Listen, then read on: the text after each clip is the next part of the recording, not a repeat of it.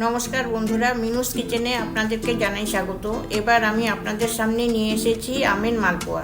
বন্ধুরা, আমার মালপোয়া করতে লাগছে দুটো আম, নুন, চিনি, সুজি, চালের গুঁড়া, ময়দা। প্রথমে আমি এইভাবে আমটা কেটে নিলাম, তারপর টুকরো করা আমগুলোকে মিক্সিতে পেস্ট করে নিলাম। আমের ব্যাটারে দিচ্ছি নুন, 2 কাপ চিনি, 2 কাপ সুজি, 2 কাপ ময়দা, 2 কাপ চালের গুঁড়া, 2 কাপ জল দিয়ে ঘন করে তৈরি করে নিচ্ছি।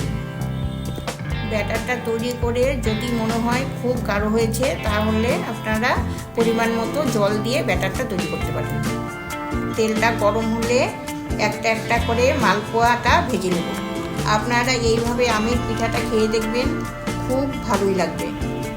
আপনাদের কাছে যদি আমার এই রেসিপিটা ভালো লেগে থাকে, তাহলে অবশ্যই একটা লাইক, শেয়ার ও সাবস্ক্রাইব করতে ভুলবেন না।